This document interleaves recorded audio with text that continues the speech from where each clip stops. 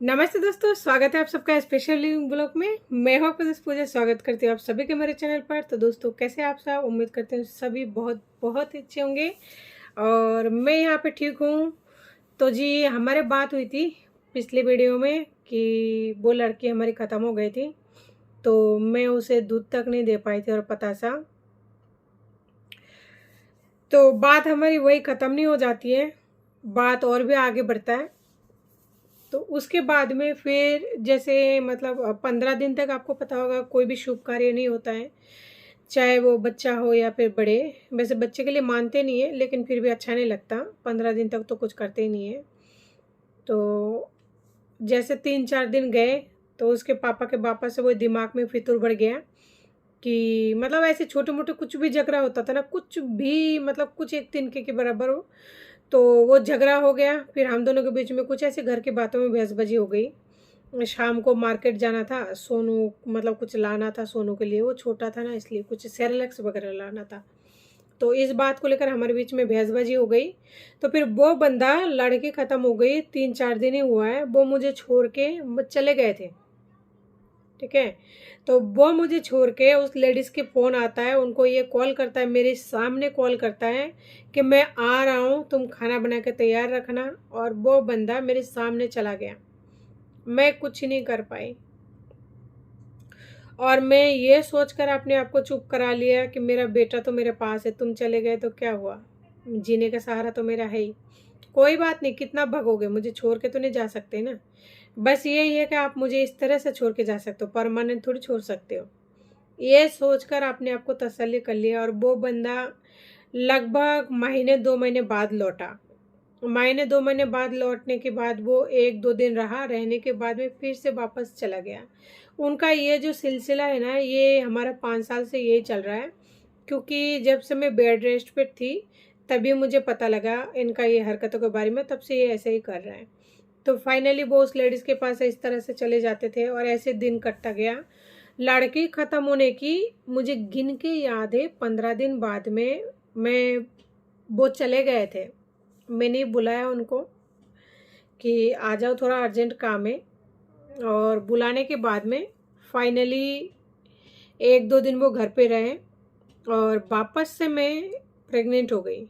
तब मेरा ये जो छोटू है, छोटा वाला लड़का, ये पेट में आया। यानी लड़की ख़त्म होने की 15 दिन बाद में मैं वापस से प्रेग्नेंट हो गई। तो फिर जब महीना ख़त्म होता है, मैंने उनको बोला ऐसी बात है कि मैं वापस से प्रेग्नेंट हूँ, क्या करना है, इसका रखना है कि क्या करना है। और वापस से उन्होंने वही बात बोला, दोनों मिलकर संभाल लेंगे, दोनों मिलकर काम कर लेंगे, सब कुछ आधा आधा कर लेंगे, तो परेशान होने की ज़रूरत नहीं है। वापस से सेम कंडीशन, सेम बातें।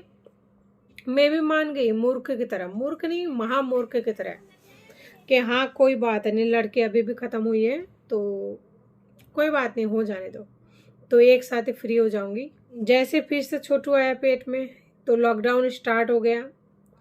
और लॉकडाउन स्टार्ट उस टाइम था ही लगभग, मतलब चल रहा था, बहुत ज़्यादा नहीं लेकिन चल रहा था लॉकडाउन। तो इसी तरह लॉकडाउन को भी छोटू पेट में आने की वजह से ना तो खाना मिल पाया, ना पूरी तरह से मतलब कुछ कुछ भी नहीं। इस तरह से दिन बीतता गया, रात बीतता गया और वापस से आई वही दिन जब डिलीवरी का टाइम।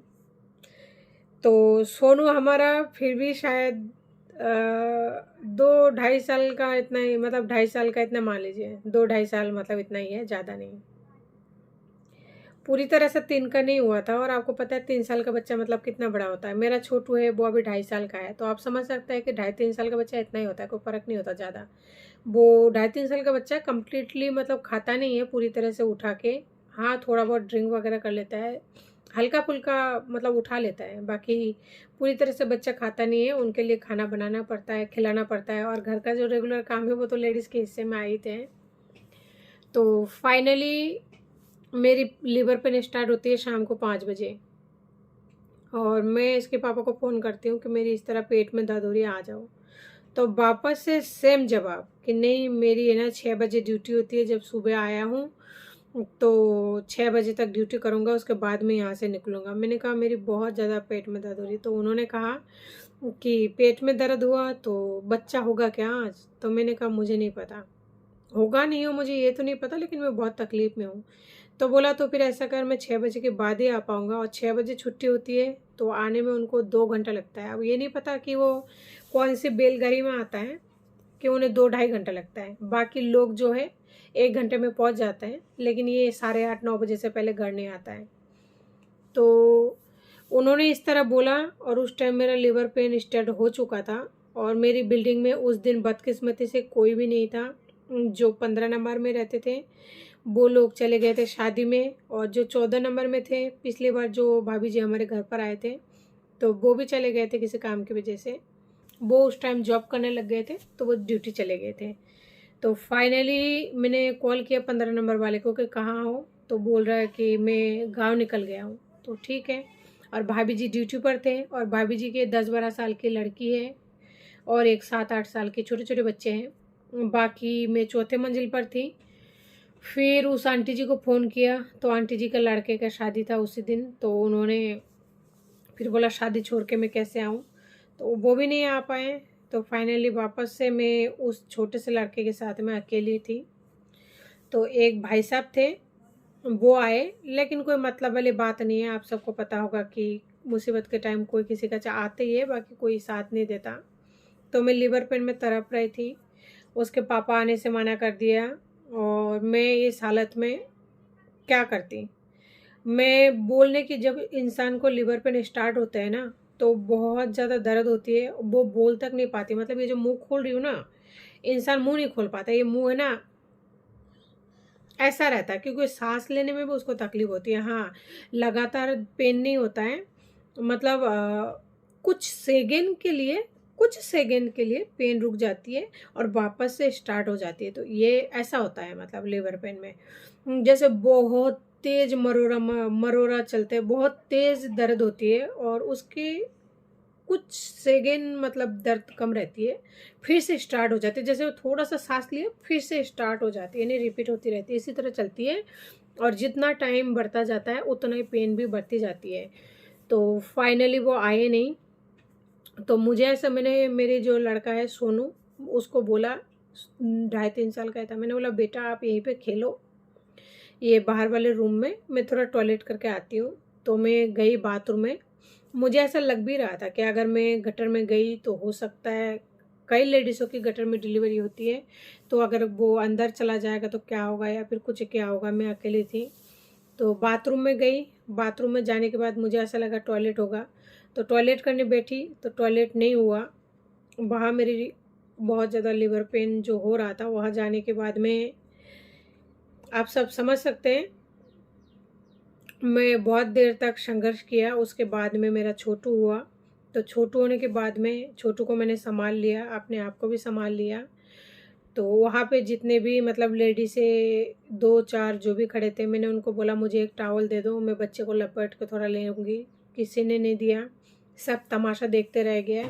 कोई नहीं आया मुझे एक टॉवल तक देने के लिए। ऐसे बोले कि हम लोगों ने डोरा बाँध रखा है।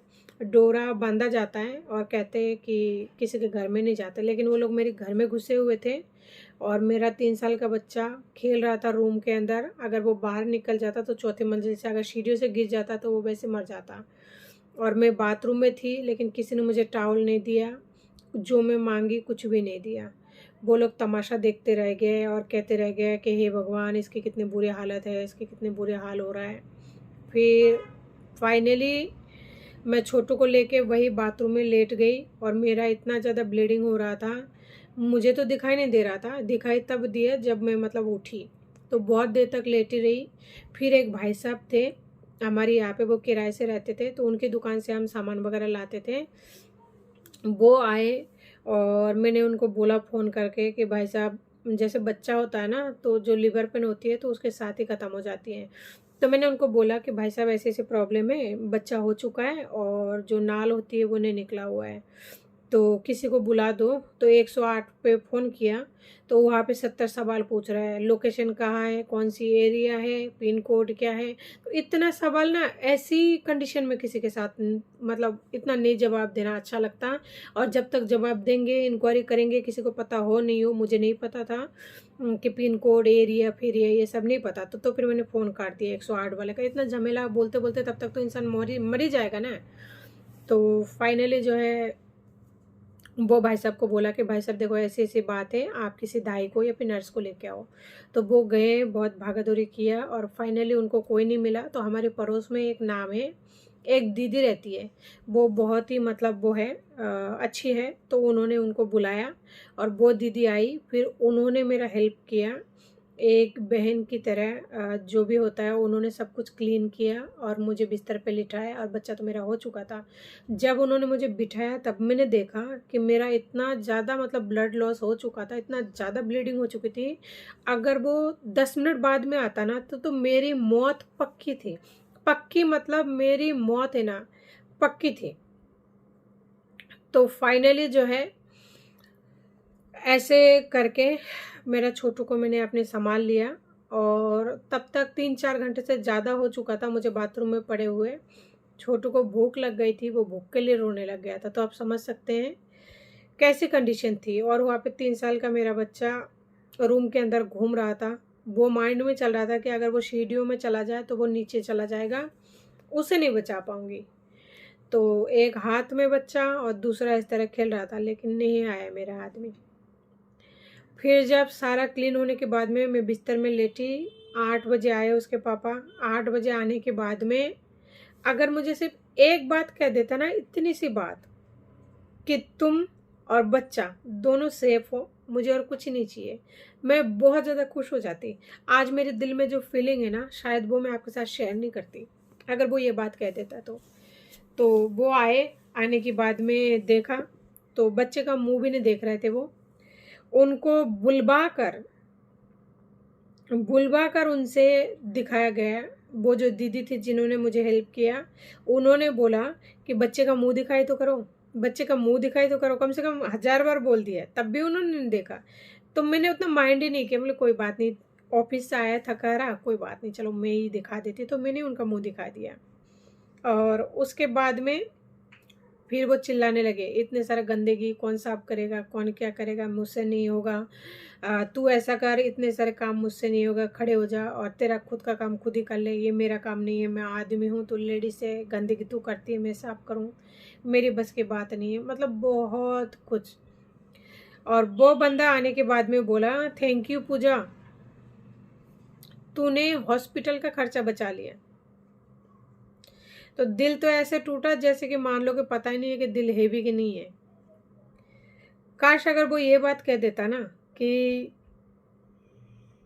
तुम दोनों सेफ हो, मुझे और कुछ नहीं चाहिए। लेकिन उन्होंने ऐसा नहीं कहा। उन्होंने ऐसा कहा कि थैंक यू पूजा, तुमने हॉस्पिटल का खर्चा बचा लिया। तो सोचिए कैसा लगता है। तो दोस्तों आज की वीडियो को यही एंड करती हूँ, नहीं तो वीडियो जो है हमारी बहुत लंबी हो जाएगी। और मिलती हूँ फिर नए पार्ट के साथ में। तब तक के लिए नमस्ते, जय हिंद।